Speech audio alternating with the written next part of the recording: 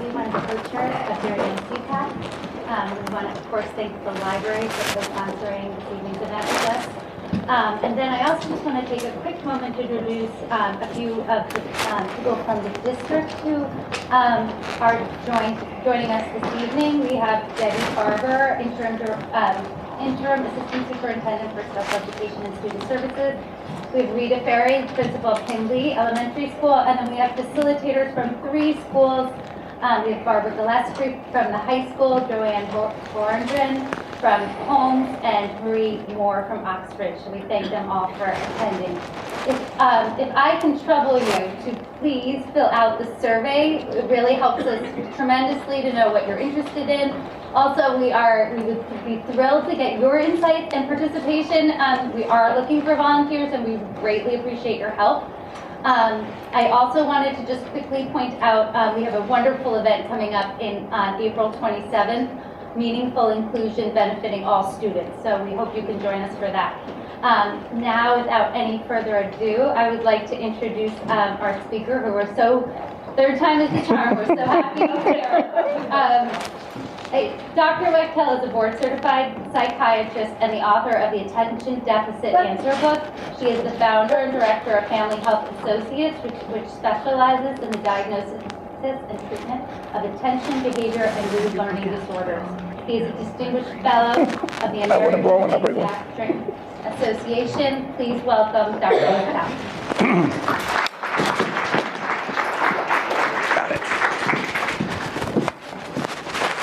I'm thrilled to finally be here. It's been a long journey.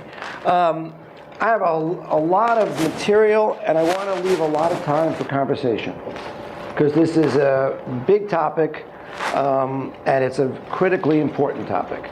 Attention deficit was first introduced about 100 years ago in the Lancet, and it was introduced, and they said that attention deficit was evidence of a moral deficit in children. And that's one of the reasons that if I could get rid of the term attention deficit disorder by magically snapping my fingers, I would. Because it's pejorative to children and it's pejorative to their parents. People blame the parents, people blame the children, people blame the schools. And if we used a better term, executive functioning, the ability to complete a task, right? First of all, now we're talking, instead of about a attention deficit, right? Something you're missing, we're talking about the ability to be an effective executive, to carry out a task, to complete a task, and when you complete a task, you get a reward, which then incentivizes you to work harder. So there's none of the history of blaming. If you have diabetes, we diagnose you, we treat you, and we hope you have as normal a life as possible. Okay? If you have attention deficit disorder, you don't know if you want to share the diagnosis with the school or with other people. And if you're given medication, you don't, as a parent, you don't know if you're doing damage to your child. Right? And so it's a very tricky area. So what I'm going to do is give you a lot of information, and then we're going to have a lot of conversation. This is one of the negative views. And I presented, it was in the Times. It's always good to know what we're talking about. And the idea in this statement is that essentially we are creating an artificial generation of high performers. When we talk to kids, I explain to them that they are not going to be Alex Rodriguez. That we are not giving them special skills to change their body and make them better than they are. They are, in fact, we're going to normalize. And the analogy I often use is glasses. I said, when I put my glasses on, I don't see through walls. I just see the same way everyone else sees. This is an increasingly commonly diagnosed disorder. It is the #1 diagnosed and treated disorder in children and increasingly in adolescents. as well as in adults. So we are treating more and more adults with a great deal of success. That's a staggering percentage if you think about it. 1 in 12, very, very high percentage of people. And one of the questions is, how come we're treating more people? Is it a misdiagnosis, an overdiagnosis? And we'll try to answer that question. The number one risk factor for true attention deficit disorder, as opposed to things that look like attention deficit, is genetics. So when I see a new family, inevitably one of the two people, one of the two parents, has somewhere attention deficit. If one parent is there, you can know that inevitably they will tell me that the one who is not there is clearly the genetic link. And sometimes we get these more subtle, right? You know. But it's clearly genetic. And what's interesting about it being genetic, and one of the reasons we really focus on which side of the family and so on, is that immediately, and we want to share that with the child or the adolescent, is that it takes them off the hook. It doesn't say, you've got something wrong with you. It says, you're like me. And that embrace gets rid of so much of the stigmatizing. Very critically important. Down the road, what's interesting is we often end up treating the parent who was identified. You can have other conditions that look like attention deficit disorder. In other words, if you have a significant seizure disorder, which is not being diagnosed, you will appear inattentive. It has nothing to do with attention deficit disorder. If you have a severe food allergy, for example, to red dye, you may appear inattentive because you're having allergic symptoms from an allergy. So if you treat it with a Feingold diet, you've effectively treated an allergy. You haven't treated attention deficit, which you never had. Or you can have attention deficit symptoms from brain trauma and other trauma. The interesting thing there is that the response is different because it's not really attention deficit, it's a form of brain trauma. These statistics just emphasize the genetics. If you have an identical twin, 80%. Okay? So, you know, when you go on your first date, one of your questions should be one of my questionnaires, right? As you determine the future, because the genetics are powerful. And that's, I think it's also important because it explains this is biological. This is not caused by schools, it's not caused by parenting, it's not caused by what we're eating. This is a powerfully genetic disorder. If you look at 100% penetrance of genetics, in other words, that you have it, it goes through, that's a 1 on a genetic scale. Attention deficit is 0.77. The only thing genetically that's probably more transmitted is height. Diabetes, less so. This is a powerfully genetic disorder. And if you go back and you look at the FDA warning or in the testing that was done when Ritalin was introduced in the 1950s, it says discontinue at age 12 because attention deficit disorder ceases to exist at age 12. Not true. What ends up happening, and we'll talk about it, is hyperactivity diminishes at age 12 or 13 with puberty, but attention deficit disorder does not. It goes into adulthood. And more, we're seeing it into adulthood, diagnosing it into adulthood, because we see it more as executive functioning as opposed to the old definition, which was a naughty little boy who then becomes a naughty adolescent. Clearly biological. It basically, I'll summarize it, there is a pathway that exists between the right prefrontal cortex, right about here, and those pathways go back into the brain, They're dopamine-rich pathways.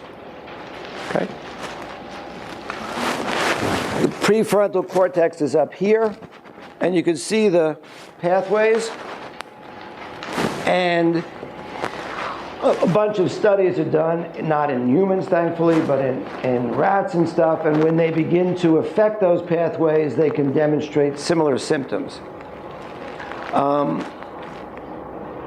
We're learning more and more about the pathways. And the more we've learned, the more we can try to understand it. And you see, this has really been a decade of brain imaging and brain studies. And the more you've been able to study it, the more you can explain it, and hopefully we will end up with better treatments. The better treatment part has not happened.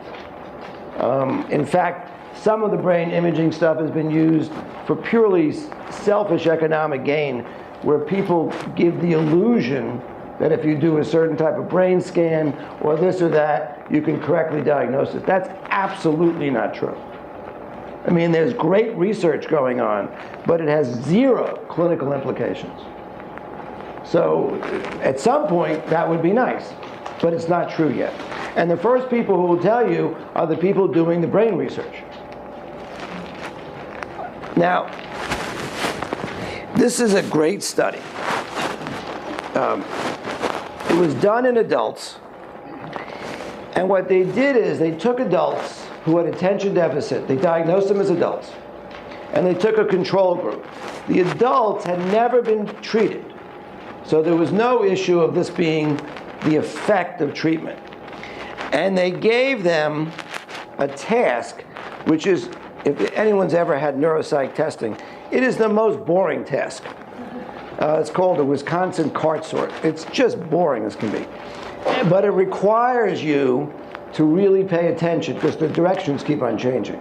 You know, sort by numbers, sort by colors and numbers. So, you know, if you're not paying attention. Okay, so they took the normal control group and it lit up right in the middle. They paid attention, they got their colors and numbers right, bingo. Then they took the adults with attention deficit disorder and they completely scattered. So the center part of the brain, which lit up on the normal controls, absolutely was empty, didn't show any activity. Now the next part of the study was interesting. It wasn't published at the same time, but it's really interesting. So they took the second group, and in those days they gave them Ritalin. Well, these are adults. And they rescanned them. Now the person reading the scan just was reading a scan, right? And what was interesting is this group, when they were put on Ritalin, looked exactly like that group. Now why that's great, from my point of view, is it says there's nothing intrinsically wrong with the brain. That the structure is fine. But that for some reason, that's where the genetics come in, this pathway is underutilized. But that by utilizing it, you can be absolutely the same as controls. Now that's really mind-boggling if you think about it. As opposed to saying, look, you have a structural defect, live with it. Now, what's the impact? So that's the biology, right? We have this brain function, it's a pathway, it happens to be a dopamine-rich pathway, a neurotransmitter. Okay, take it away from the brain and let's bring it way out to the family. Okay. What's interesting is that impact of that pathway is not only profound on the individual, it's also profound on the family and on the siblings. We did a study a bunch of years ago in which we looked at the siblings of kids identified with attention and learning issues. And what we found is that they consistently underperformed their intellectual capacity. Here you get to see that if you take the red as treated and the blue as untreated, you see that untreated, there's a significant disruption as opposed to when they're treated. And this was just a simple measure, and anyone who lives with it knows that untreated attentional issues impact all members of the family, and it impacts the marriage as well. Somewhat inappropriate story. I was giving a lecture at Stony Brook, and I had no idea how far out it was. And I got there, and it was like first thing in the morning on Saturday, and there were quite a few men in the audience who were not there happily. It was quite clear that they were dragged there. And I began to talk, and they weren't paying attention. It was like, get me out of here, let me leave quickly. So I decided to add a little sentence, which I said, one of the interesting things is if you have a child who has significant learning or attention issues, you never have to worry about the issue of contraception. And all of a sudden, I had the entire audience, because it's very disruptive. You go out to dinner and you start talking about what happened in school. You can take it from there. And the same impact on parenting. And it's very hard as a parent, because you feel that somehow you're not being a good parent. That somehow if you were a better parent, if you were a better couple, things would be better. So there's an enormous amount of self-blaming that goes on. And again, you see that. Okay, you have in your handout some of the DSM-5. That's the newest diagnostic. It's the only difference. When a group of psychiatrists get together, all that happens is you have the lumpers and the splitters. And depending on which year, this is the year of the lumpers. So it used to be 2 different disorders.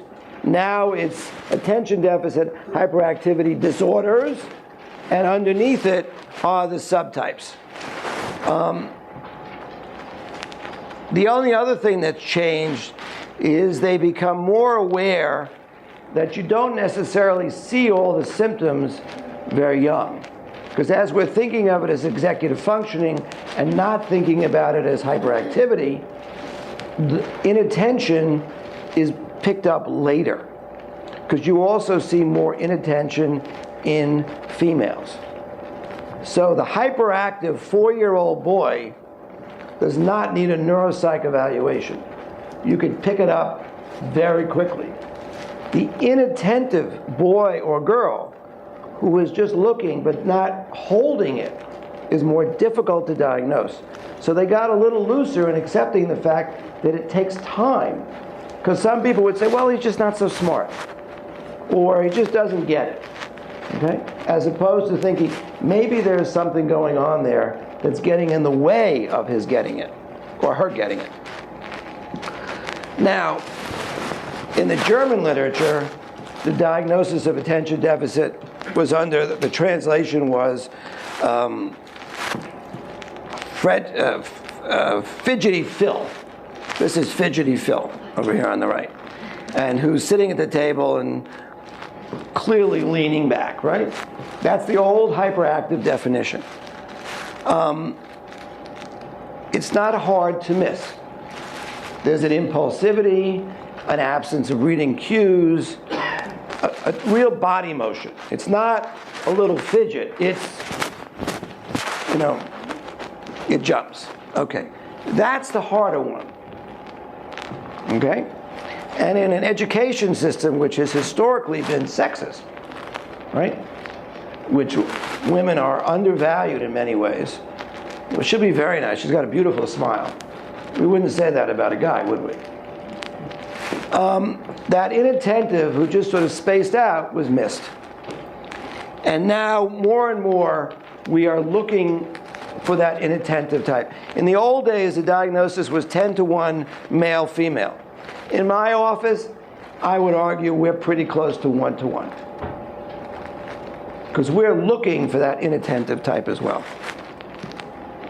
In America, that's attention deficit disorder. Charming, delightful, but watch out for your windows, right? But people loved him, right? But he was constantly getting in trouble, and if you happen to be in his head, you're constantly being criticized. And that criticism over time takes its toll. So these are the types.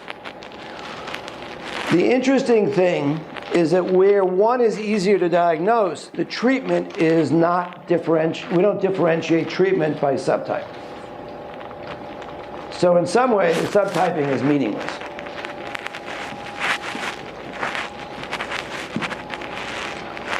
Now, this is a statistic, which I'm going to show you, but I absolutely disagree with.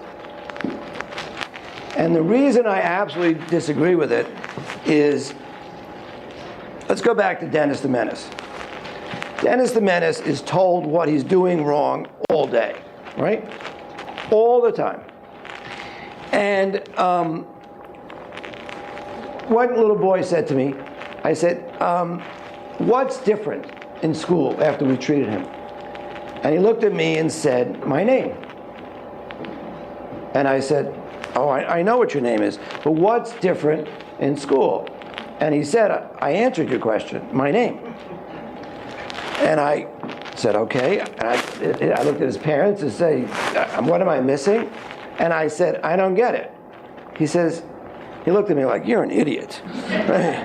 I said, okay, I'm a little stupid, I don't get it. What's different? He said, the teacher isn't calling my name anymore. Kid was really tuned in, right? Because part of what happens is you use, and you think about it, George, please, Henry, Sarah, and after a while, that calling of name is not, boy, you just won the Olympics. It's a negative effect, okay? And what happens if you're constantly being told what you're not doing right? Even if you do it sweetly and nicely, right? You begin to get, it affects who you are. So when they diagnose oppositional defiant disorder, which is basically saying no and opposing authority, my experience is that's just not true. That yes, when you first see these kids, many of them really upset, and many of them are angry because over the years they've been getting tremendous amount of negative attention. And in one way, they're defining themselves by saying no. In other words, you're telling me what to do all the time. The answer is, before you tell me what to do, the answer is no. And they get older, no becomes, and continue on that sentence. What's interesting is once they're treated, and once they start feeling good, and their name is used in, yes, you did great. Wow, that is wonderful. That melts.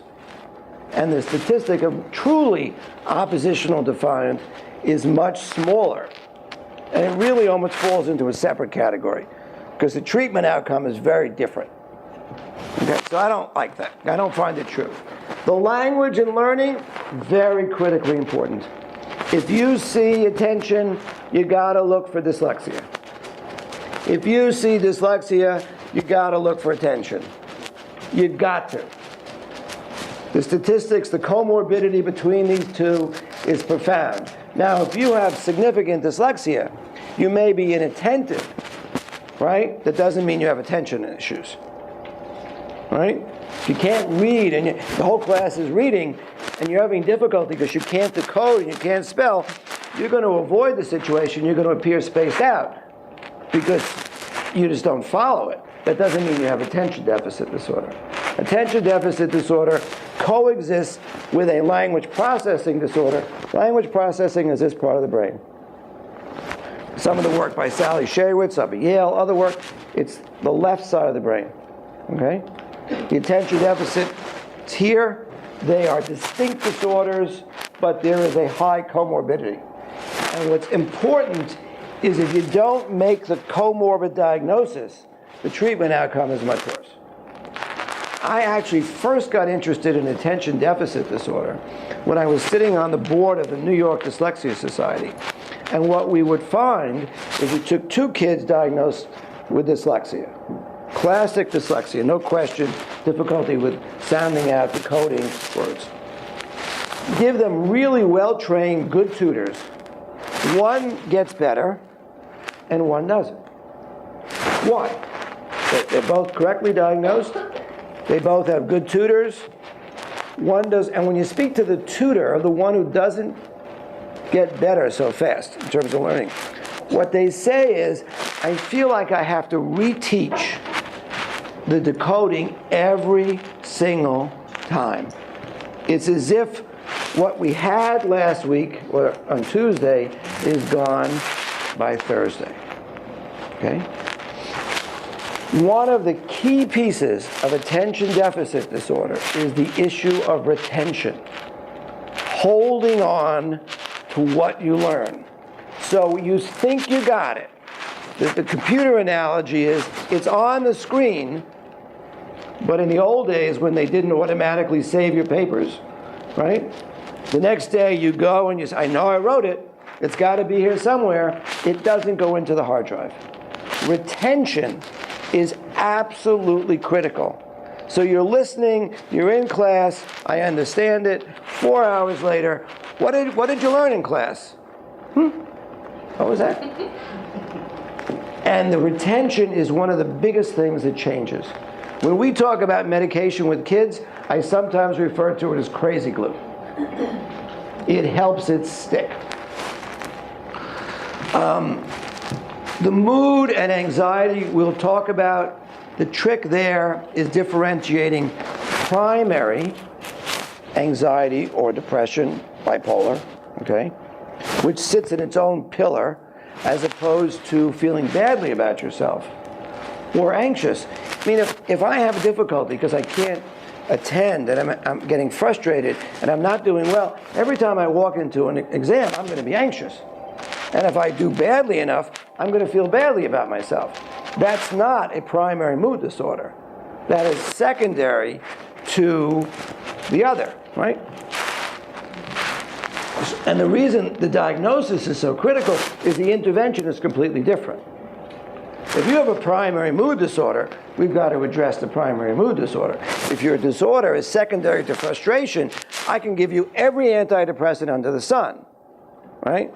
Name them. And it won't make you any better because you're reacting to the frustration of not being able to do well. Tic disorders are very common in kids. 1 out of 12 kids has a tic disorder. They exist and they become a tricky piece of treatment. In the old days, we'll talk about it, no one ever would treat medically with a tic disorder. That's not true anymore. We treat through the tic disorder. But you look for it. This is again looking at comorbidity. Okay. When we talked before about, how do you feel when you have attention issues? And that whole issue of oppositional defiant, which is so prevalent in the literature. One little guy I thought described it great. He said, my jumpy brain makes me become the monster. I thought that was far better than all the diagnostic manuals, right?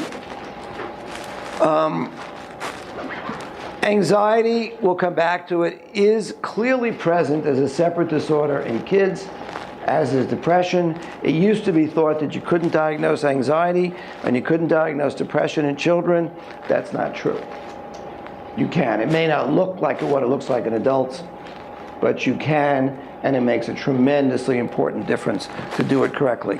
Again, I'm emphasizing a lot about diagnosis, because if you don't diagnose correctly, don't even go into the issue of treatment.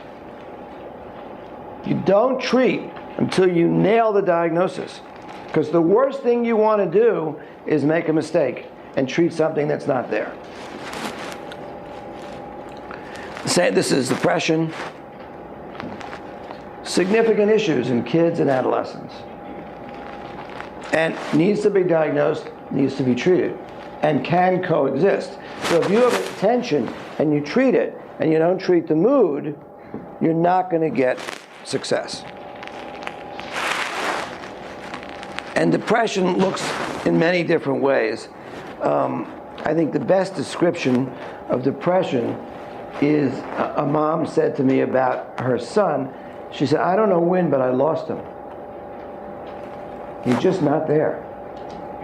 He used to be a smiley, I don't know what happened to him. I thought that, in essence, that you're not who you should be and who you know to be. Good description. There's no joy. How was that? That was okay. I mean, that was a great game, wasn't it? Yeah. There's no ability to just have fun. Just be themselves. And so it affects sleep, it affects energy, it affects, and certainly being depressed affects academic performance. And this was another child's description of attention deficit disorder, which I thought was pretty cute. Okay, when we treat, so maybe we should pause for 1 minute on diagnosis. Remember, diagnosis is the critical base. Okay? I wish diagnosis was that easy. When you treat attention deficit disorder, the trick is you must treat the total person. You don't treat a piece of the person. You treat the total person. You're looking at the person as sort of a biological entity, as a psychological entity, and as a member of a family, and as a member of a community. So it's at all different levels. And you want to make sure that the outcome, all those levels have been addressed in some fashion. So we use an integrative treatment approach. And you can use different modalities based upon the diagnosis and what's happening. Okay? Sometimes psychopharmacology alone works. Sometimes cognitive behavioral therapy is very effective. You can put the two together, and the last is doing nothing. Doing nothing, and we'll come back to it later, does not work. People do not outgrow. It's not a stage. It's not something you will get through. What happens is, if you think about someone's developmental curve, whatever that may be, as like a line, what happens is that they move off that developmental curve until they have given up on themselves. So not treating is not a good outcome. And if you look at the outcome in adults who have not been treated, the issues of substance abuse, of interpersonal relationships, of academic underperformance is staggering. If you look at adolescents in terms of driving who have not been treated, it is terrifying. One of the drug companies made a great simulation years ago where at the APA they put you in like what looked like a car, and then they turned the screen on and had sound, and you were in the passenger seat, and there was an adolescent male driver who had bad attention hyperactivity disorder. Everybody walked out drenching. You know, at the end of it, you just missed the garbage truck by an inch. And the radio's blasting, and he's talking to you, and the cars are coming. Oh my God. So when you do an integrative treatment, you really go across the board. And nutrition, you can't do pharmacology without doing nutrition. Because remember, pharmacology affects nutrition. If you don't have a healthy nutritional base, if you're not exercising, if you're not sleeping well, God help us if we give you medication. Because you're just asking for a disaster. Okay? Anybody in this room, you don't eat all day, and we give you a few lattes. What do you like at 3 o'clock when someone says hi? The answer is duck, right? Because you're not going to be, and that's what happens. If you take a kid and they don't have breakfast, and you put them on a stimulant, we kill their lunch, they don't drink enough water, it's 3 or 4 o'clock, and you say hi, and they, then duck is the answer, because you're going to get moody, edgy, you know? And it's hard, because you're going to kill their appetite.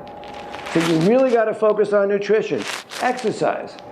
You got to get your body moving. You want to get your endorphins up. Sitting all day watching What is a favorite activity if you have attention deficit disorder?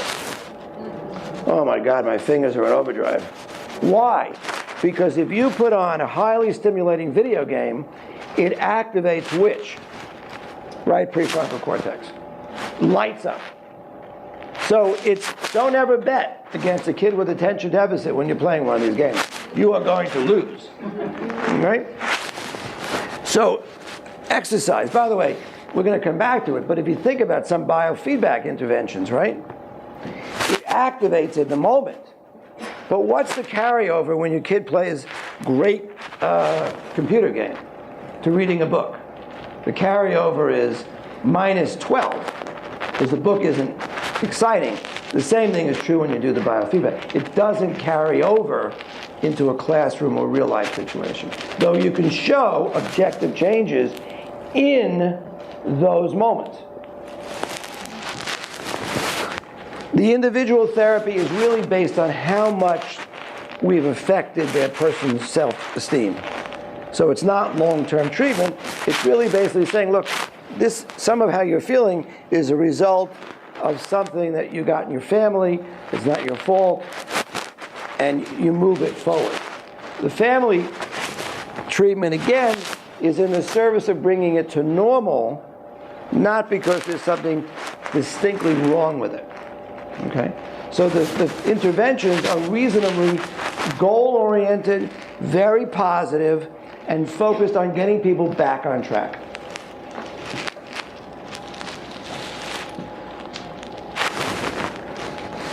Depending on what's going on at the beginning, helps you figure out which way you want to go. In other words, if you take somebody who has attention deficit disorder and you want to do a non-interventional and you only want to approach it educationally, the best way to treat is active learning. Remember the issue of retention? So a one-on-one intervention works. There's no question that you can, one-on-one, a great tutor with extraordinary energy and a lot of time, can teach by keeping active focus and active learning. Okay? There are no basic side effects seemingly on the surface. But if you think about it, I remember we had one guy who was in a really a wonderfully elite private school in Manhattan. His brothers all went there, his father went there. There was no way he was going anywhere but that school. And what the school did, and it was fascinating, is he had a dual curriculum, meaning that he went to class with everybody else, so he had all the social. And then during the day, we grabbed time for him to have a one-on-one tutor. So before school, during school, and after school, he got the entire curriculum taught to him one-on-one. And then during the day, he would be in class with the illusion that he graduated, he did like his brothers and his father, but the price, and he was, I gotta tell you, I didn't have that stamina. He wanted to be like his brothers and his father. He just would get up at 6:30, he'd go. He had 3 or 4 hours of tutoring and class every day, but that's what he wanted. So the educational intervention, you gotta be careful when you're thinking about it that you don't take somebody and dumb them down. You never want to give an intervention that takes away their ability to be who they can be intellectually. And the problem is, it's hard to get one-on-one intervention and keep up academically and socially with everyone else. It's very tricky, and it's a real balancing act. The best outcomes, when you look at the studies, and they're now, remember, this is the most studied set of disorders in children. They've been studied for a long time, and the outcomes are very clear. which is that if you combine the treatments and you address all the different pieces, you make sure that there's a language processing, that they're getting the correct educational intervention, that they're getting the nutrition, they're getting this. You get all the different pieces and you get them young. That's the best, of course, right? Because the self-esteem hasn't been shot. Then what you want to do is get them on track, and once they're on track, then they flow. And a lot of the family issues, the individual issues, diminish because they feel good. I mean,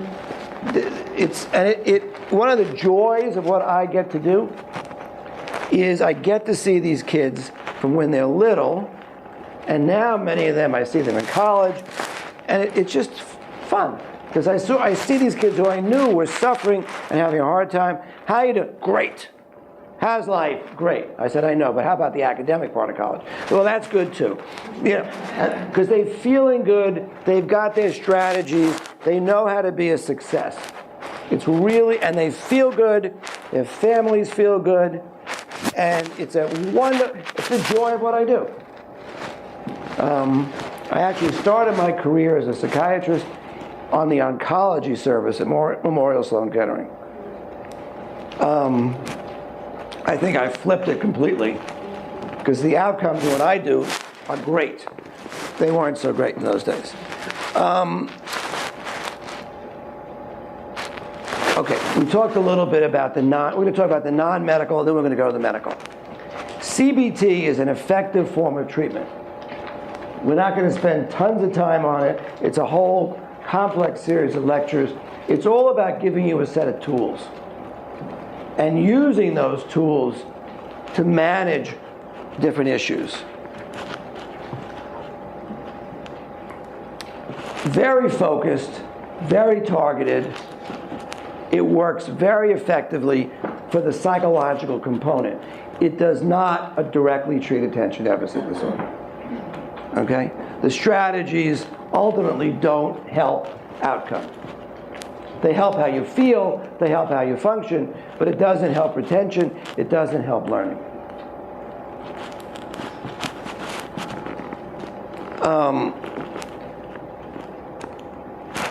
We can go back through it. It's very different than the old-fashioned form of psychoanalytic psychotherapy, which goes back to childhood.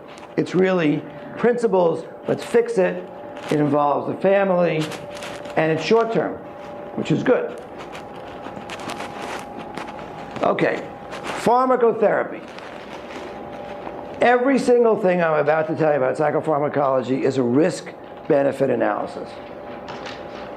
Okay? Every medication has side effects. Okay? There are no medical interventions. It's like the surgeon tells you, it won't hurt much. They mean it won't hurt the surgeon much. Okay? They all have side effects. Every single medication we talk about has side effects.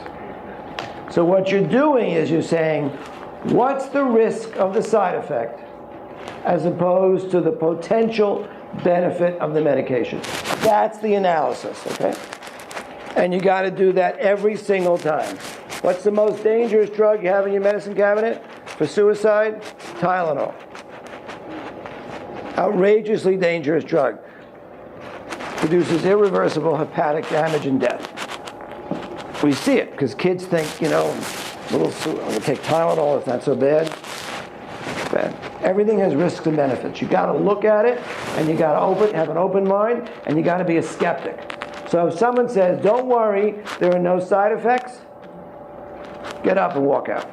It's just not true. Okay, you have in your handout a version of this.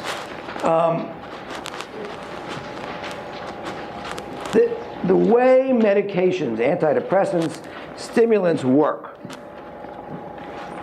and I'm going to explain it in this diagram. I don't know if this has a pointer. Maybe it does have a pointer. No. Remember the pathway we talked about? Okay. The way the brain, when I go like this with my hand, what tells my fingers to do that? My brain. And some of the kids say, well, there's a wire in there. I said, well, there isn't a wire in there. What there is a series of cells, and there's a transmission across those cells using neurotransmitters. Some of them are serotonin, dopamine, norepinephrine. In our case, the key one for attention deficit is dopamine. Okay? At a cellular level, I'm sure there's a point here somewhere. The cell closest to the brain releases a neurotransmitter. It goes to the receptor, that's the orange. It bonds. It does its job. It gets sent back and either recirculates to go back and do it again, or it gets sucked up in the upper left in what's called the reuptake pump.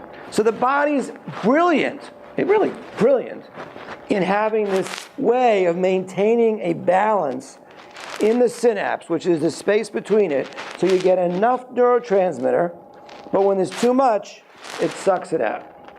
Okay?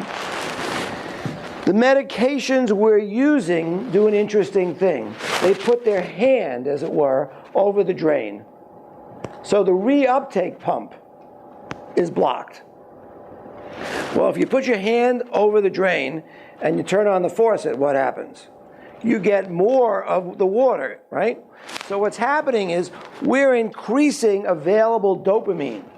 Or if we were talking about a serotonin reuptake inhibitor, we'd be talking about more serotonin in the synapse. When there's more available, there's more to bond to the receptors, and you get better transmission. Okay? That's the key to the psychopharmacology. The side effects are because we're not just affecting the one connection we want, there's collateral damage. In other words, you're hitting this receptor, but at the same time, you're hitting the receptor that affects appetite. At the same time, you're hitting the receptor that affects mood. At the same time, you're hitting this. So the older drugs were like using a shotgun. And, you know, like in the old days of treating, when I was on the inpatient unit, we used drugs like Tofranil and Elavil, which, God help you, hopefully no one's taking anymore. Okay, because the net of someone very depressed taking Elavil is they come to me and I say, "You depressed anymore?" They say, "No, I'm not depressed. I'm a totally dry mouth. I'm extremely constipated. I can never have sex. And you think I should be happy?" The answer is the side effects were terrible. Okay? So the newer drugs basically are more effective forms of the old drugs, meaning that they have better delivery systems which diminish the side effects. Okay? That's what the newer, because we're still using and treating attention deficit disorder very old drugs. The amphetamines were introduced in the 1930s. Methylphenidate, Ritalin, was introduced in the 1950s. These are old drugs. The good news is that the derivatives of those drugs over the generation have been getting better and better in terms of side effect profile, but the study of the dangers go back to the 30s and the 50s, so we have incredible data about the bad things these drugs do. We know what they do. There are no surprises. They're not new drugs. What's new about it, when you say, "Oh, Vyvanse is a brand new exciting drug," Shire does a very good job in marketing. What it is it's a very good delivery system of dextroamphetamine, which was introduced in the 1930s. Okay? So we have a lot of data on these drugs. Okay. There are two different families, and they are not interchangeable. Okay? It's very important. People say, "It makes no difference. Take Ritalin, take that." That's absolutely not true. These drugs have profoundly different effect on the body, and you have to make sure that you're using the drug that gives you the best benefit and the least risk of side effects. Okay? So methylphenidate, the original one is Ritalin.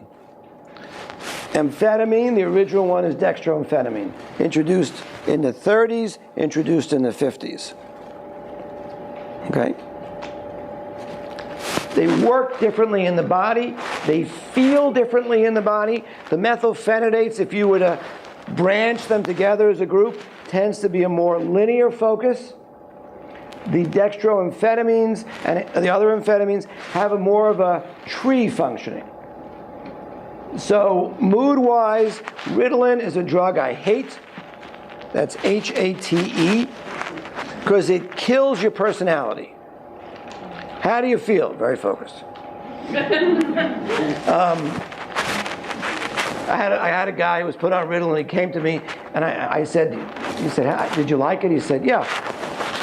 And I said, how could you like it? This was kind of a shocker to me. He said, "Well, it really is great with girls."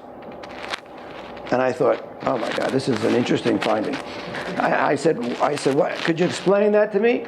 He said, well, when I used to go out on dates, in the middle of the date, the girl would walk away. When I took the Ritalin, I could actually look at her, so she stayed through at least the first date. So I was a little disappointed at the outcome, but it might be more exciting. But he was able to actually pay attention. Okay, but it tends to dull your mood. One guy described it, he said, it's like if there's a drum and someone puts their hand on the drum. It dulls your ability to have pleasure. The derivatives of Ritalin over the years, because of the delivery system, have diminished that side effect. Okay? So the amphetamines, on the other hand, are more mood positive. So in extremis, the amphetamines produce the opposite. How are you? Fine! Oh, thank you very much. So you have two different sets of chemicals that have different effects. Now, they come in all different shapes and colors. And they're different in their how long they work in your body, how they're delivered in your body, and interestingly, because of the different ways they're delivered, they have a different effect on mood, which is intriguing. And it has to do, in a very complex way, about where it's absorbed in the gut, and there's this selective absorption at different places. So they feel and act differently. So if we take the methylphenidates, that's on that side. Concerta, Datron is a patch. You wear it on your hip. It's got a fantastic delivery system. It kicks in, it works smoothly, 15, 16 hours, you take it off.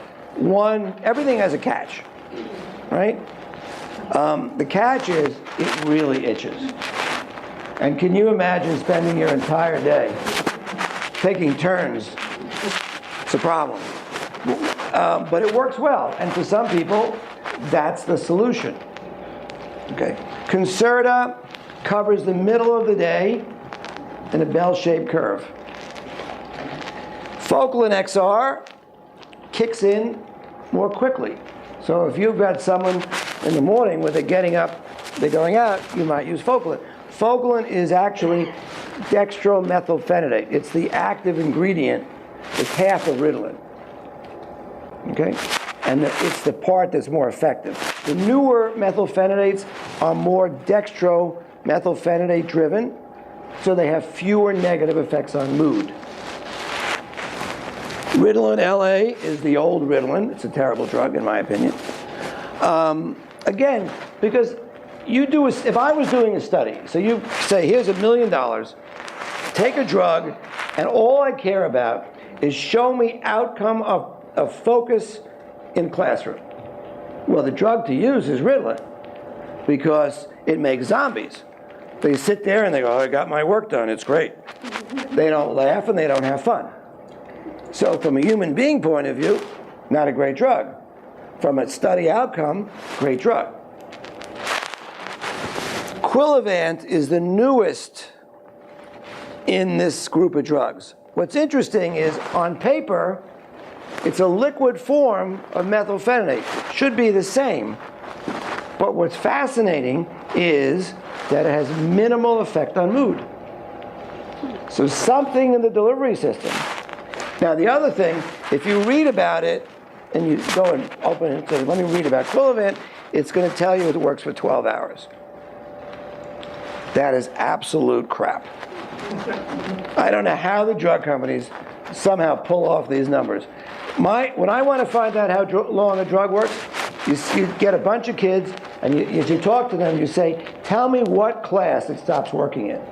And they can nail it to the middle of the class and tell you when it stops working. This is much closer to a 6-hour drug, but very good on mood. So again, remember, risk-benefit, your balancing act. On the other side, Adderall, 5 hours. Dexedrine, 3 to 4 hours. So if you want to use it for studying, and you're taking it late, this is a 5-hour plus drug with a tail. This is a 3 to 4 hour drug. Little different effect on mood, but different usage. So you think, okay, how do I want to use it? Because if I don't go to sleep, what happens by the third night? Tired, moody, not focused, right? So you got to watch it. You go to boarding school, study hall is an evening at a certain hour, right? So if you're going to be focused for that, or you're in high school and stuff, you need to have something you could take, and you got to watch it. So you have to think about these different medications. Adderall, good drug, mood positive, but in many people, what happens with Adderall is the second half of the delivery isn't as good as the first. Again, not everybody, but in some people. Vyvanse has a great delivery system because it's called a prodrug, and what it means is it gets processed by the liver, and then so it's a good delivery system, but in some people, it's not as good on mood as, for example, Adderall. So many times you'll do a crossover and say, tell me which feels better, in which case, where are you more yourself? Questions? I have a question about testing. What age do you think is reasonable to get a child tested? How do you test, and is the testing the same for children and adults? That's about a 3-hour lecture. Okay. You test. Can you restate the question? Okay, the question is, tell me a little bit about testing, neuropsych testing. We do an enormous amount of neuropsych testing. But when you do neuropsych testing, you have to have a reason you're doing it. You have to have a question you're asking. So the question could be, do you have attention deficit disorder? Well, if clinically it's very clear that you do, what are you testing for? If you're asking that diagnostic question. If you're asking, is there a language processing issue? And is it coexisting? Well, you can test someone at age 4 and begin to get these answers. But if you do neuropsych testing, it's got to be good testing. In other words, good testing, when I do a lot of consultations, and I get a lot of tests from all different testers. And what I do every time is the same thing.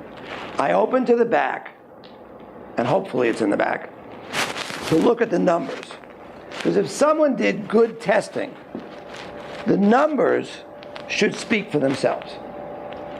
So I look at the numbers, and I come up with what I think the numbers tell me. Because good testing should be somewhat objective. 6 people should be able to come up with the same outcome. Okay.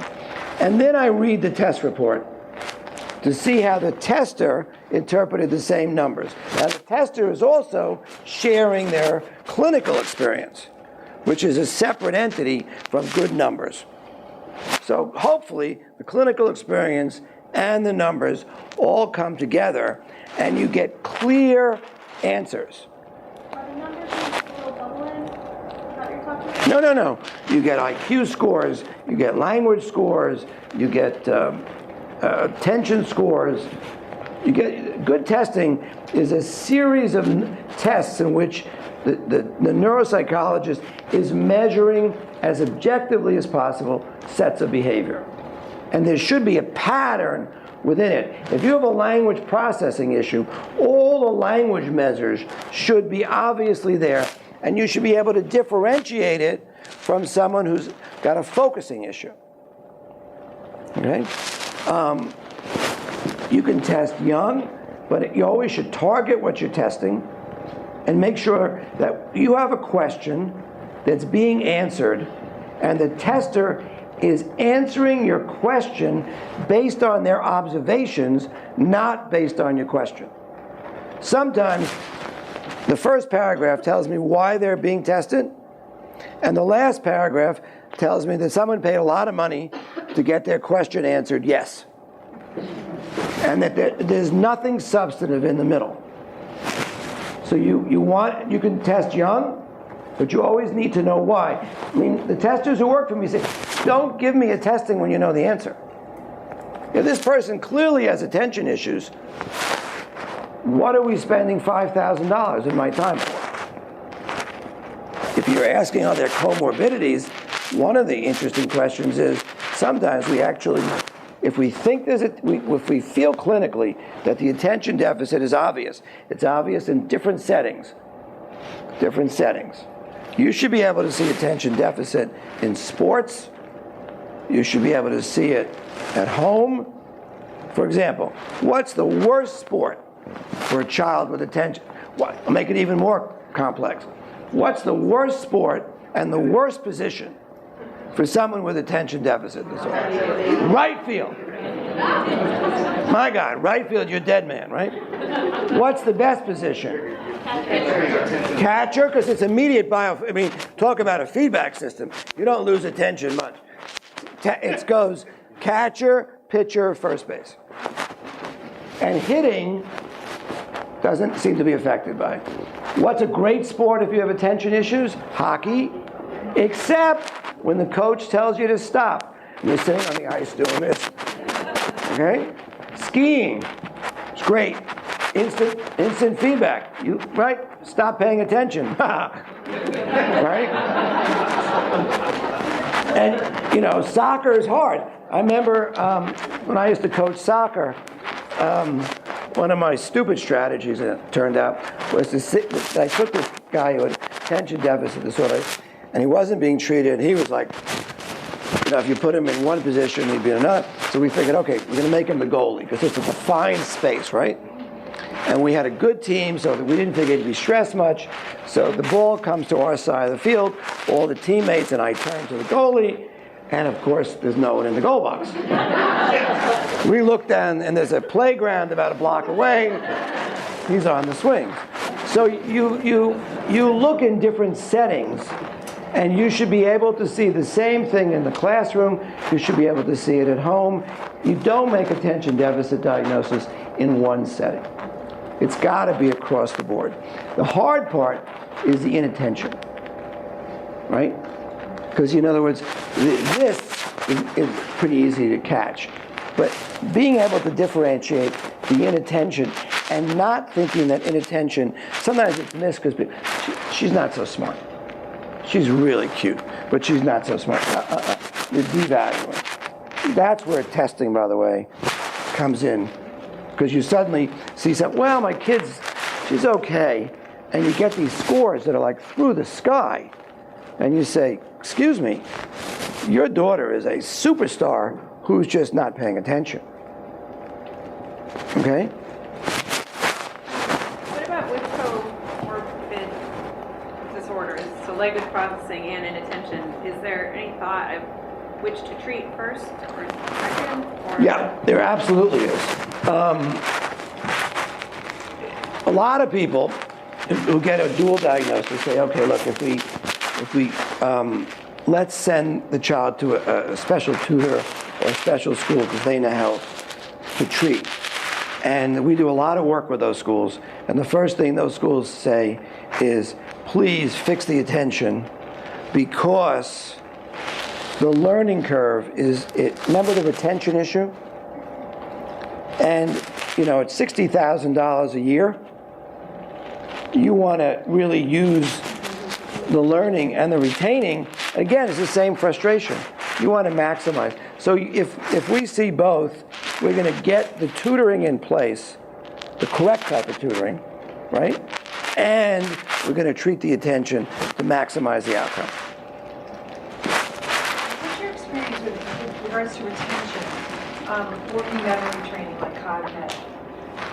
Okay, the interesting thing in CogMed, and I didn't mention it, there's a whole bunch of online training. And again, they generate very good scores. The problem is the carryover into the classroom or into the real world is not very good. It's a shame. We actively researched this because we thought, if this really works, what's the side effect? Time and money. It's much better than the side effects of medication. Why not see if it works? And the regrettable part of it was we did not get great outcome. In other words, you couldn't. In other words, if you look at, they did a wonderful study, and they took some of the different interventions, the biofeedback, some of the CogMed stuff, some of the other stuff, and they did 2 levels: the people who did it, and then third parties who looked at it. So interestingly, of course, the people who did it all thought what they did was, look, ask a drug company if they have a good drug. The answer is the best that's ever existed, right? But you step back once, you should have objective testing, objective data that says, in the real world, I make a difference. I see a difference. The child sees a difference. The teacher sees a difference. We all see a difference in the way we're using it, okay? Not in the way I'm treating you. In other words, if I can teach you, look, any of us in this room, I think we're all old enough, can be taught to have a viable chance of beating children at a computer game, right? They're good at it intuitively. We can learn to do it, and they can learn to do a computer game well. But even if you can be super focused on playing a computer game, what happens the moment you turn off the computer game and ask them to translate it over into doing homework? That's a life-threatening moment for a parent, because you've just stepped on their oxygen line, okay? Yet, if you look at their focus in that game, right, it is extraordinary, because you've connected it. But you think about it, it's visual, it's auditory, it's tactile, right? Very, very focused, but it doesn't carry over to learning, other than learning in that setting. And it's a shame. I wish it was true. Other questions? So are you saying, like for a child who at 5 is diagnosed with dyslexia, representative language, all the go-alongs with this? Keep on going, yeah. The whole thing. Well, you're in a narrow zone so far. But the neuropsych says, I see no attention problems. But at almost 8, big problem is no retention. Still at a kindergarten level. Is that a reason to go back and get another neuropsych? Not by the same person.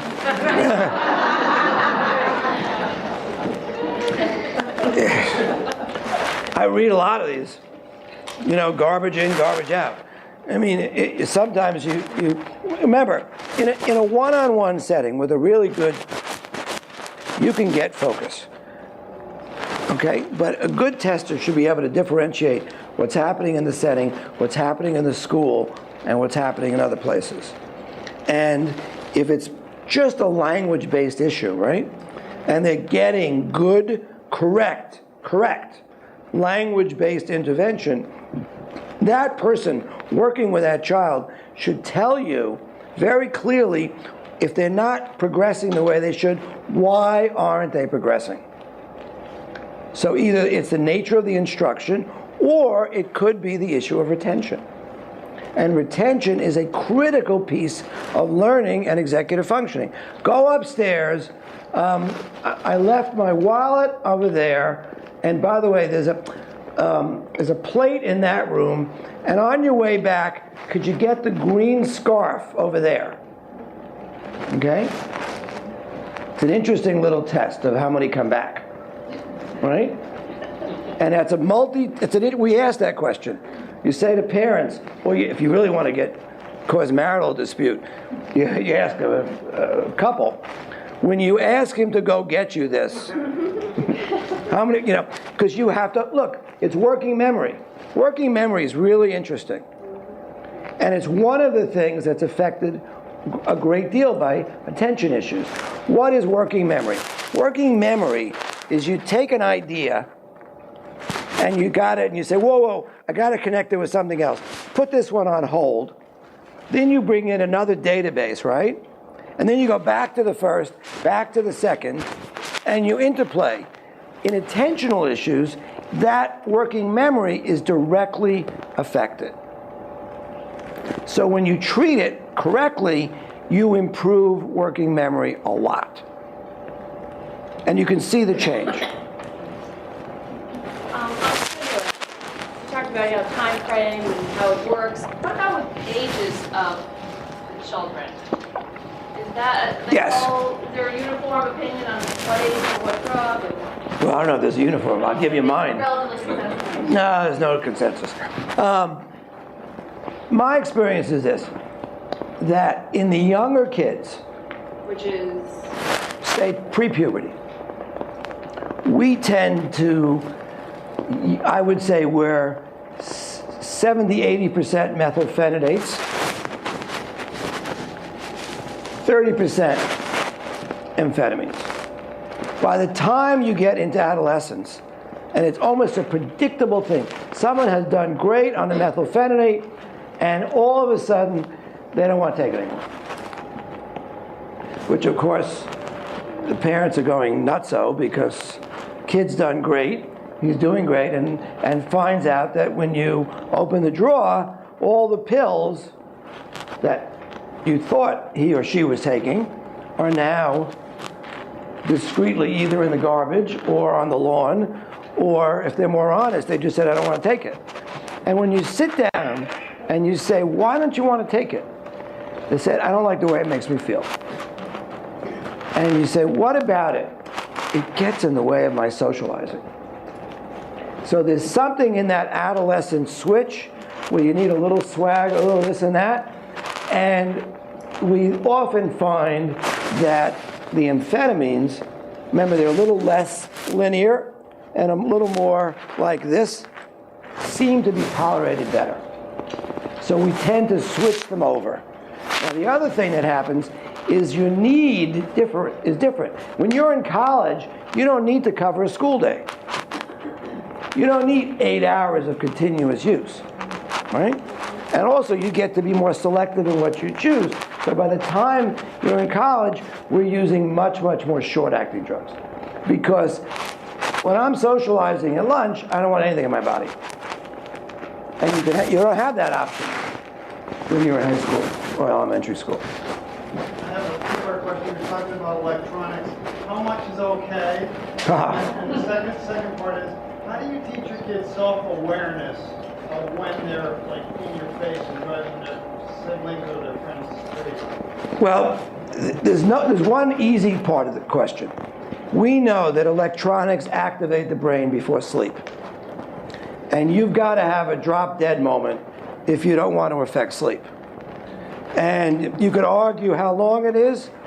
You know, the kid says 10 minutes. The parent says 2 weeks. We certainly think in hours. You got to have an hour without electronics. You know, you can't go from this to that. Okay. And you have to also share with them because they really love it. I mean, it's heroin. It's good stuff. They like it. And it feels good. And you have to sort of explain, yes, you can have it, but it's got to be time limited. And I like to use it as a reward. In other words, you can't come home, play a video game, and read Shakespeare. It ain't going to happen. Because your retention, when you're back to reading, is pretty close to zero. After your brain's going, whoa, this is great. I love it. They go, I'm going to read some chemistry. It's really exciting. Okay. So, it's a reward, and in many cases, it's a reward on the weekends. Now, that's usually a nuclear war, that negotiation. But at the end of the day, it works. And the self-awareness is sort of beginning to show what they're doing with everybody without the negative judgment part. That's hard. Going back to the testing, how do you know you're finding the neuropsych? Well, first you have every right to ask a lot of questions. Same thing if you're talking to any professional. And you got to see what tests they're using, what are they measuring. If they tell you they're doing projective tests to diagnose attention and language issues, say it's been a pleasure to talk to you. They're useful for that purpose. It's important. They may be useful in a different area. If you're looking at hidden personality issues, they're not useful for this. And you want to make sure that it's a complete battery. I mean, I read some test reports, and someone charged $8,000 for pure crap that is 98% computer-generated, non-objective data. In other words, you can show the same test in 7 different colors on 15 different pages.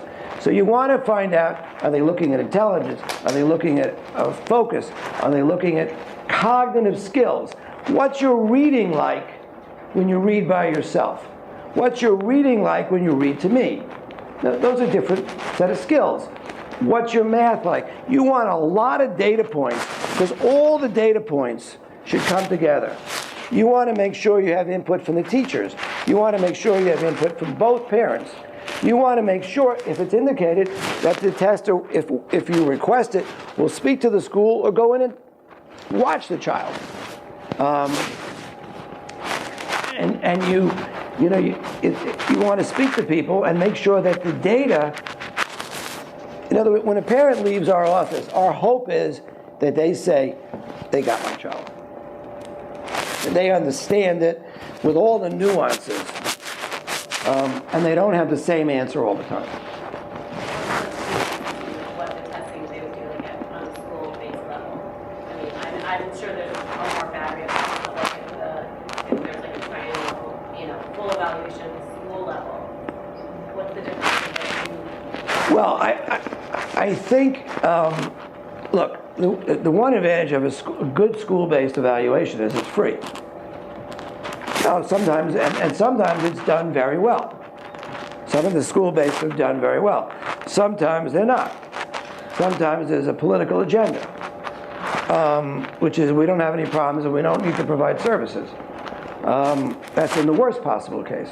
And sometimes we get school-based evaluations that are fabulous. And we often say, give us your school-based evaluation. Let's see what it looks like. We can augment it. One of the differences is in some of the school-based, they grab a kid for an hour here and there, and that's really hard for a kid. You don't have a rhythm, you don't have a relationship. The way we like to do it is one person does the entire testing. Some people don't do it that way. They have one person does this part, one person does this part, and a third person looks at it. Again, it's a judgment issue. We find that if you're spending 8 hours one-on-one as a tester, you're really going to get to know that child. But you got to spend the time to get to know the child. Not only the objective numbers, but also the person. And you got to get them comfortable, because if you're not comfortable, all you're going to get, like a whole bunch of studies were done on doctors making diagnoses. And what was interesting is that if this is almost embarrassing, if you put on a white coat and a stethoscope, you can scare anybody into not being hyperactive. In other words, you can, okay, what do you say, So the whole trick is to get them to be comfortable enough, and it always, this is where parents get upset, because the kids get comfortable. So if they're comfortable, they're not going to always be so respectful. But I would rather have them all over being themselves, because then you get a sense of who they are. So you also want to make sure that your child clicks with the tester, and that you click with the tester. Very important, because this is a professional whose judgment you're relying on. And if in the middle of it you say, this doesn't feel right, trust your gut. Same thing is true with any profession. I got another 30 slides, by the way. No, go ahead. I'm just curious, you just said about, how a child will behave certain ways. If you have a child that is doing well in school, very well academically, but has some attention issues that the teachers noticed, but then comes home and is an absolute Transylvanian devil, she's just over the top. Is that something that is too distinct to be like classic? No, it means that in school, that for whatever reason, she is really working to get approval, and at home she's safe enough to be herself. It's good news and bad news. Let me just, one thing that's important that let me just, 2 seconds more. These are non-stimulants, different category. Strattera, $100 if you guess what Strattera was supposed to be. It was strategy for a new era. The only problem is it's a very low efficacy drug. Integrative, Cafe are, we do use these drugs. They're very good for impulse. They're not particularly good for focus. So it helps with this. It doesn't particularly help that much with this, other than you have more focus if you're not doing this. Wellbutrin is a very good antidepressant. It doesn't do anything for attention. Provigil activates, it's for narcolepsy. It can be somewhat helpful in levels of arousal, meaning focus. These are how they work. Guanfacine is Integrative, clonidine is Cafe. The difference is that the Cafe and the Integrative are long-acting and therefore less sedating. They're very good also for treating tics.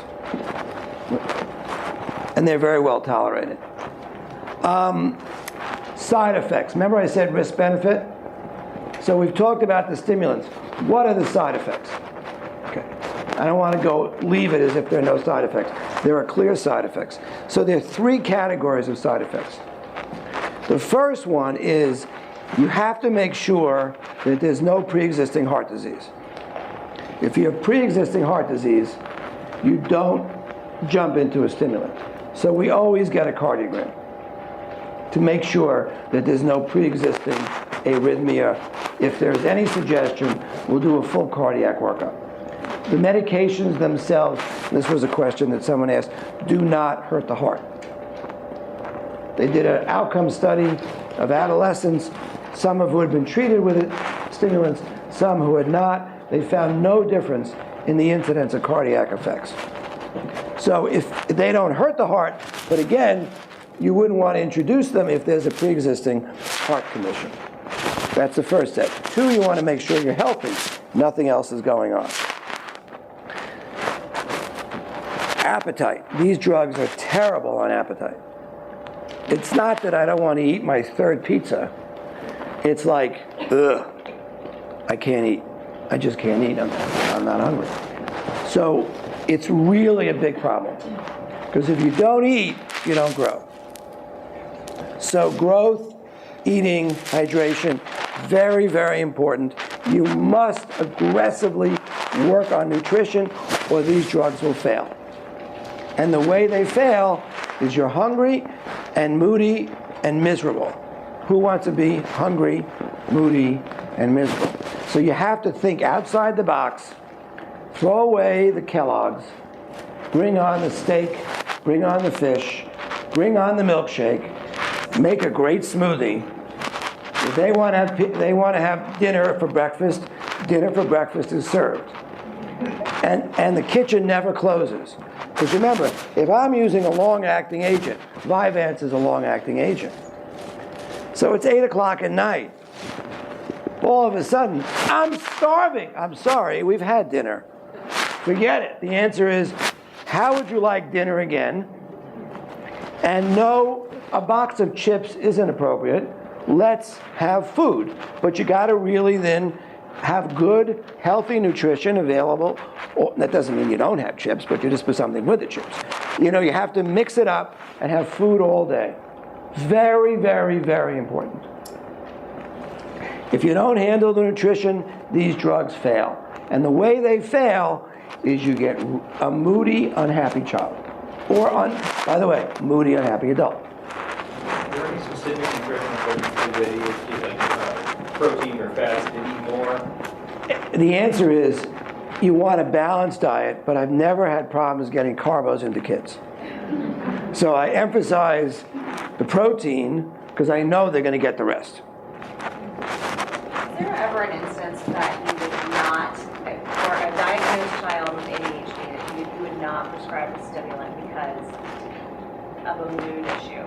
Well, that's a whole lot. You're coming to my next moment. You're getting me to the next. I'll get there in a second. So the other part is sleep. Some people are remarkably affected by stimulants, and it really runs havoc on their sleep cycle. I mean, I've had someone take a 4-hour drug, short acting, in your body, in the morning, they just can't sleep. I mean, the way these drugs work is there's a little clock in your head, in the reticular activating system, and at a certain moment it clicks and you go to sleep. And it's almost like, if you think about it, this compound is stuck in the clock, and they want to go to sleep. I really want to go to sleep. I don't go to sleep.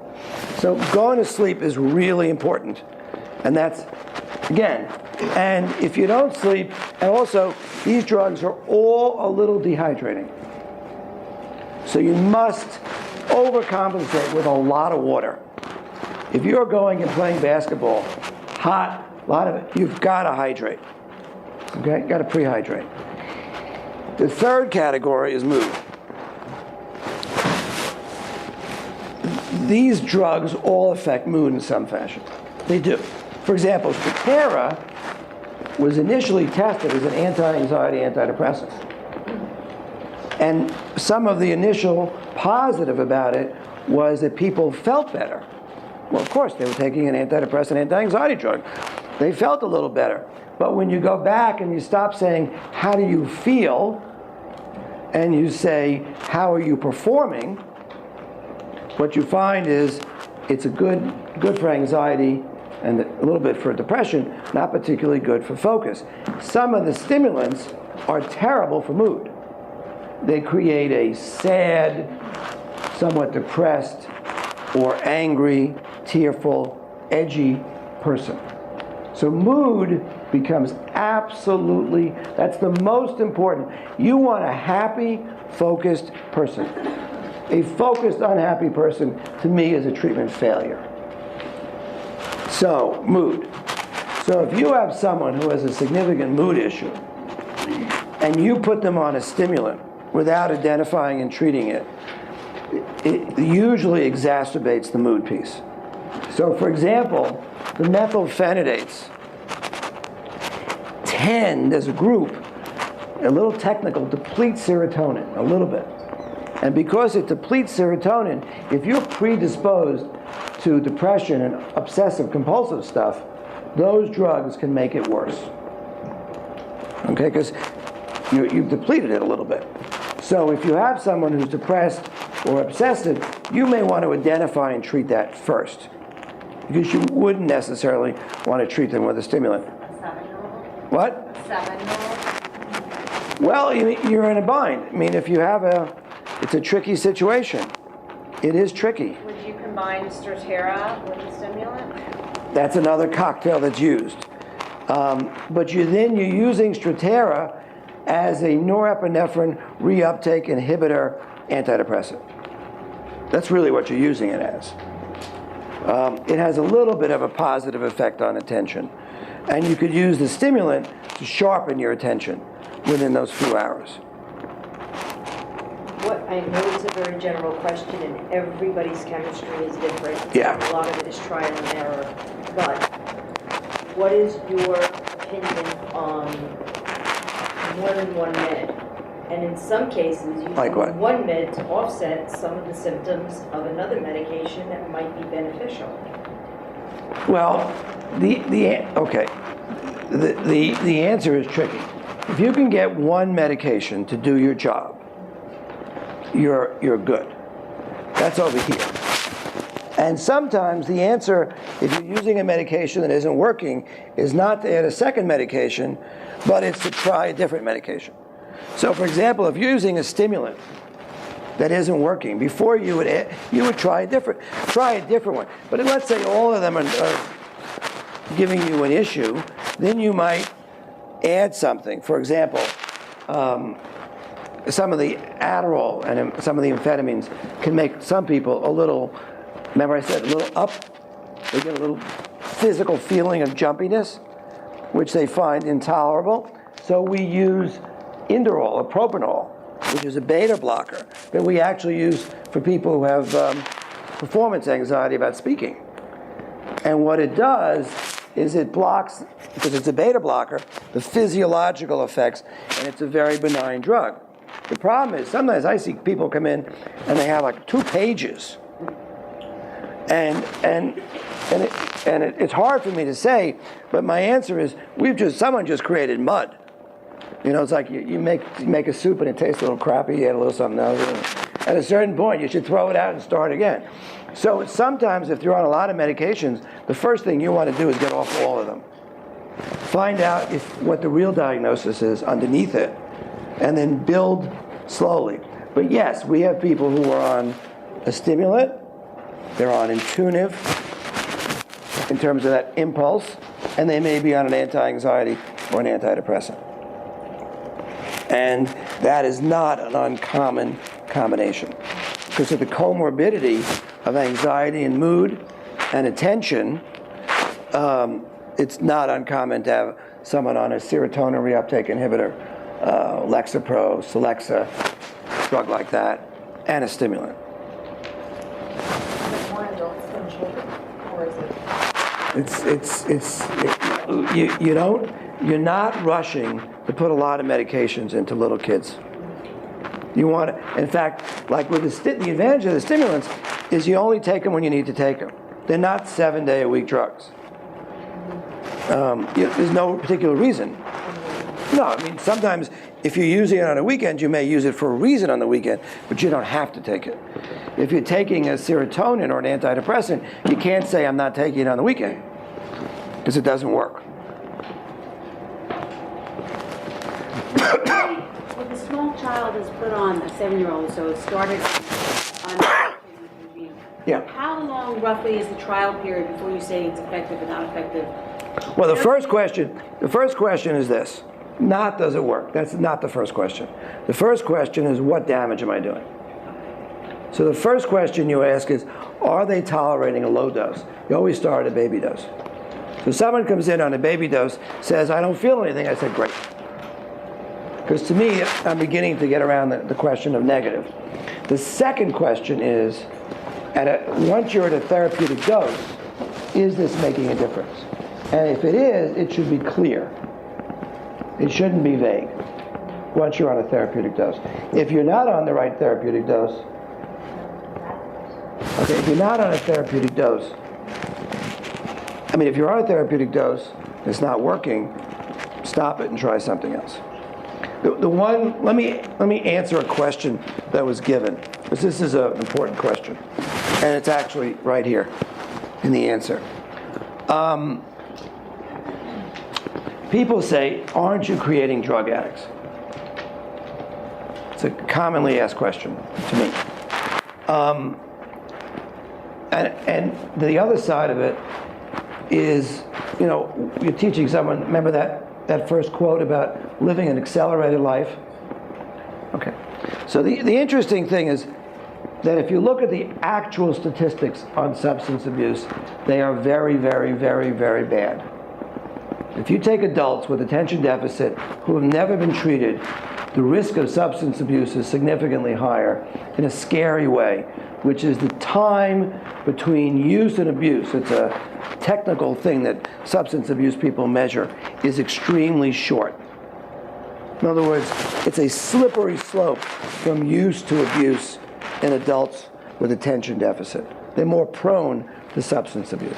When you go back to adolescence, and this is what this study shows, The red is adolescents with attention deficit disorder who have never been treated.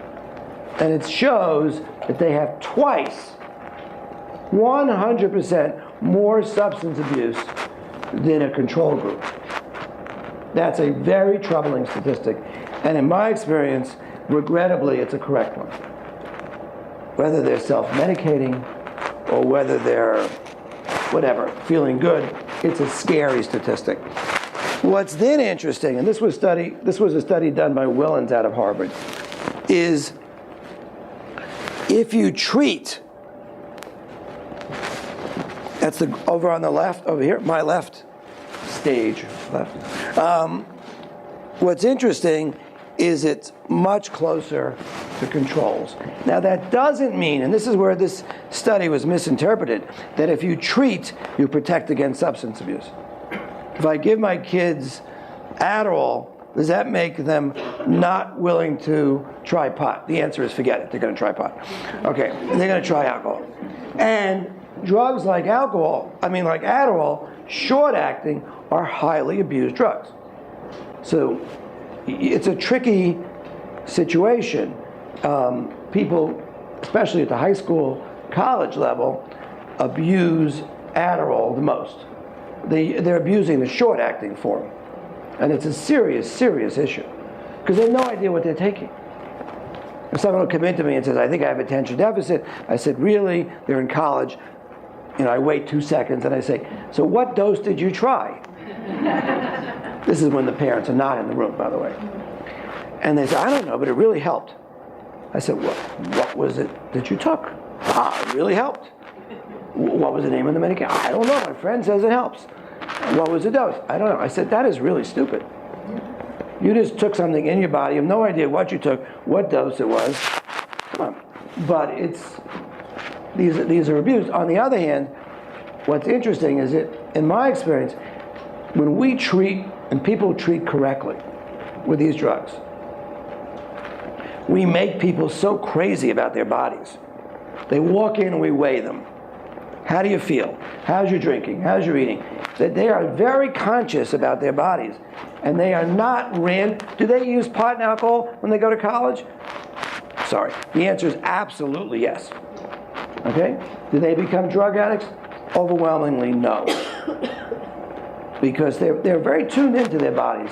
And we also say to them, if you take your medication and you give it to someone else at college, your parent and I will make a decision. They will break your right kneecap and I will break your left one. Because we are not, okay? We say it playfully, but it's very clear that you have to be very conscious of this issue. But they are safe in this regard. But if we go back to the beginning, you got to make sure you have the correct diagnosis, right? And that when you treat, you know what you're treating, and you make sure that when you're treating it, you're treating the total person, okay? That if there are psychologial and family components, if you're focused but you've missed the diagnosis of a language processing disorder, I mean, that's a significant omission, right?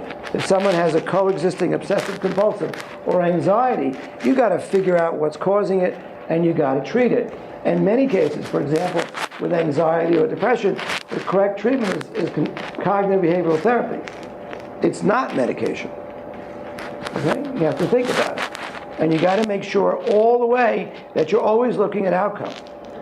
In other words, if you say, gee, I want to use a stimulant, you should be able to stop the stimulant at any point. It's one of my sneaky tricks. You do not tell the school. Sorry for those people who are in school, sorry. And you ask for weekly data. Now, usually, it takes the teacher 15 seconds. And then the next 10 or 15 minutes is spent thinking, should I call the parent now, or should I call them later? And what's interesting is, of course, for the parent's point of view, it's great. Someone who didn't know, right, didn't have an issue either way, knew that something was different. Okay? So you're always looking for objective data, and what we do is, as they get older, we often diminish the medication. We don't increase it. because they don't need it in the same particular way. You know, I'm going skiing this week. Do I need to be on medication? No, not particularly. No, you shouldn't play right field. That's not a good sport for you. I'm sure there are adults, young adults, that still need medication. We treat through adulthood. Right, whether it's for Yeah. ADHD, anxiety, depression, whatever. And you talk about substance abuse. How are they functioning, taking this medication and trying pot and alcohol and Well, they're not. factor? Well, let me tell you something. What we jokingly, but very seriously, they're very good at this. Say, look, these are not things you mix. Okay, so if you are in, I mean, this is the reality. If you just say to a college kid, if you're taking this medication, you can never drink, you can never try pot, then you might as well throw in you should never have sex. You can guarantee that they're not going to take my medication. But if you say to them, look, these things should never be mixed in your body. So if you're going out on Friday night, all right, then you got to make sure that you're not thinking you're studying and going out and drinking. Okay, and because you don't, whatever you want to do, remember the first question when you start a medication is do no harm. You got to be very cautious in terms of your body. And what's interesting to me is they are very respectful of it because we've had an honest conversation. If I said to them, don't ever do it, I'm your doctor, I'm telling you, don't ever do it. You're going to lose your ears if you smoke pot. They know I'm not telling the truth. My credibility is zero. So I say to them, use your head, think intelligently. I hope everyone will join me in thanking Dr. Wachtel for